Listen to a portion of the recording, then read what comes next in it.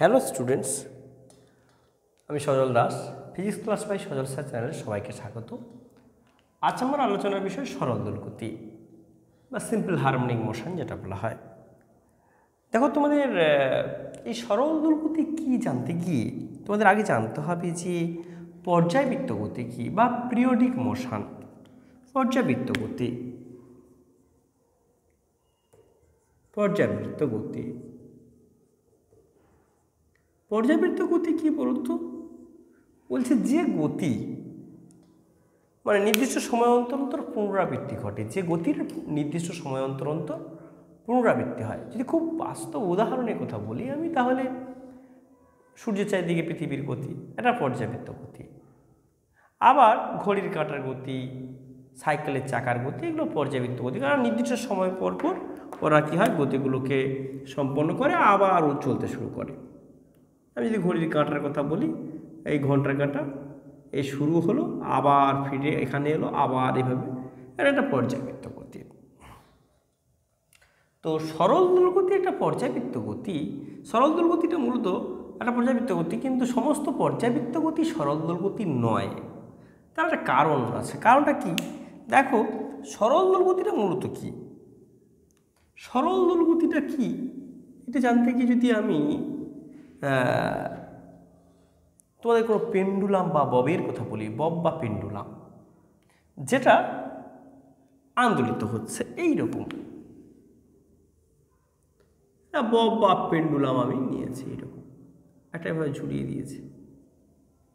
এইবার একে এর সাম্যাবস্থান থেকে বিচ্যুত করে ছেড়ে দেবো, এর বড় জায়গায় নিয়ে এসে ছেড়ে দেবো।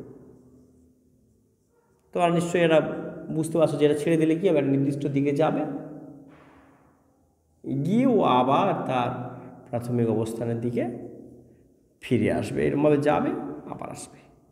এটা একটা গতির পুনরাবৃত্ত হবে। এটা কি? এটা একটা পর্যায়বৃত্ত গতি, কিন্তু এটা সরল দোল গতি। কারণ এটা একটা খুব কম, মানে কৌণিক বিস্তারটা ভীষণ কম হয়, থিটা লেস দেন 4 ডিগ্রি রাখা হয়। থিটা লেস কী করা হয়? থিটা লেস দেন 4 ডিগ্রি রাখা হবে।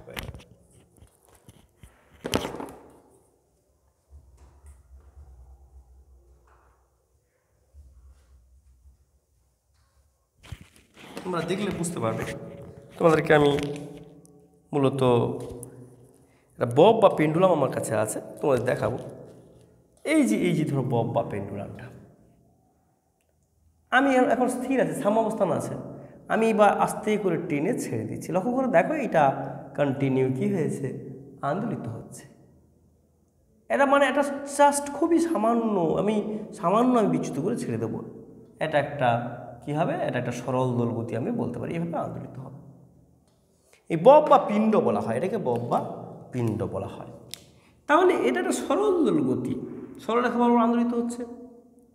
যেমন তোমাদের একটা কথা বলি, তোমরা দেখবে যে দোলনায় যখন আমরা দোলায়িত হই, যদিও প্রায় সরলরেখা নয়, একটুখানি বেশি পদ আমরা আন্দোলিত হই, তুমি দেখবে যে এরকমভাবে ধরো কেউ তোমাকে, তুমি এখানে দোলনায় ছিলে, টেনে কেউ ছেড়ে দিয়েছে, তুমি ছেড়ে দিলে কেউ এইভাবে যাতায়াত করতে থাকবে। তাহলে আমরা সেটা প্রায় বলতে পারি একটা সরল দোলগতি বা পিরিয়ডিক মোশনে বলতে পারি। মূলত সরল দোলগতি হতে গেলে একটা অন্যতম কন্ডিশন কি বলতো, এই কোনটা কৌণিক বিস্তারটা ভীষণ কম হবে, প্রায় সরল রেখা বরাবরও আন্দোলিত হবে। এখন প্রশ্ন যেটা হয়েছে যে বস্তুটা বারবার আন্দোলিত হয় কেন?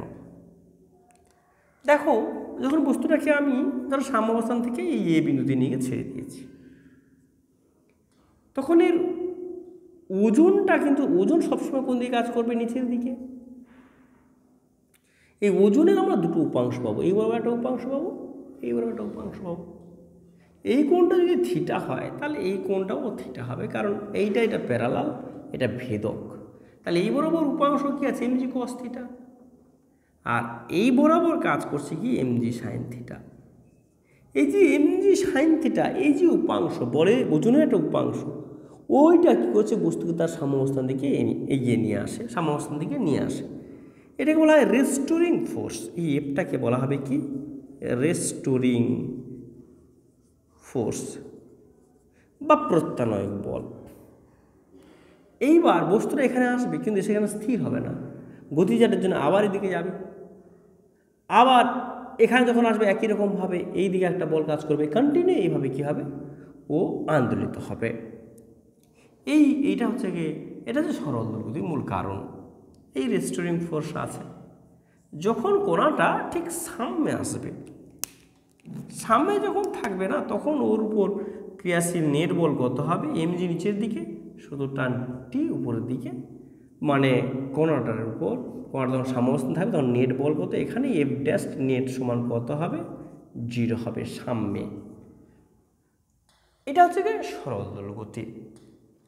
তো এখন আমরা সরল দোলগতির যে যখন কোণাটা কোণা দোলায়িত হবে, তাহলে তার অন্যতম কন্ডিশনটা কী হবে, যে কোণার উপর একটা প্রত্যানয়ক বল কাজ করবে, সর্বদা সেটা সাম্যাবস্থানের অভিমুখে, আর সরণটা সাম্যাবস্থান থেকে আমরা মানে মূলত সরণটা হিসেব করি আমরা সাম্যাবস্থান থেকে ওই দিকে, মানে দূরের দিকে, আর প্রত্যানয়ক বলটা তার উল্টো দিকে, মানে প্রত্যানয়ক বল আর সরণটা কী হবে, পরস্পর বিপরীতমুখী হবে।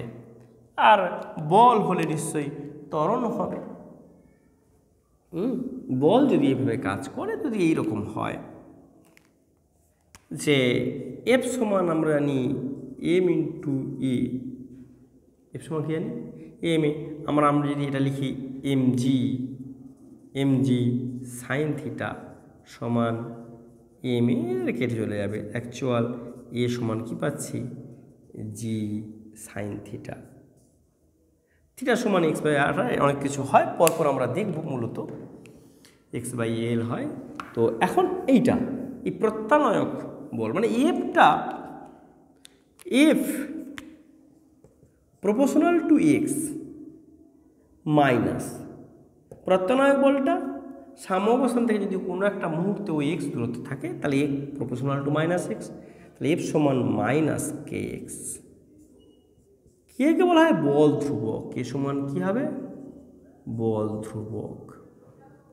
আবার এফ সমান আমরা জানি এম এ সমান মাইনাস কে এক্স, তাহলে এ সমান minus K by M into X. K by এমকে বলা হবে কি, কে বাই এম সমান ওমেগা স্কোয়ার, মানে এ সমান minus omega square X, M সমান মাইনাস ওমেগা স্কোয়ার এক্স। এটা সরল দোলগতির সমীকরণ, এটা বলা হয় সরল দোলগতির, এ সমান মাইনাস ওমেগা স্কোয়ার এক্স। এ সমান, আচ্ছা এটা একটুখানি সমস্যা হচ্ছে, আমি একটু উপরেই লিখে দিই, এই সাইডে যদি লিখি, এ সমান আমরা কি পাবো, এ সমান আমরা পাচ্ছি কি দেখো, এ সমান পাচ্ছি এ সমান minus K by M into x, মানে এ সমান মাইনাস ওমেগা স্কোয়ার এক্স। এটা সরল দোলগতির সাধারণ সমীকরণ। তো সরল দোলগতি আমরা এইটুকু অংশ দেখলাম, পরের অংশ আমরা পরের ভিডিওতে দেব আমি। তো তোমরা যারা আমার নতুন ভিডিও পেতে চাও, তোমরা please subscribe, like and follow my channel. আর যারা অনলাইনে ক্লাস করতে চাও, তোমরা 9002175717 এই নাম্বারে যোগাযোগ করবে।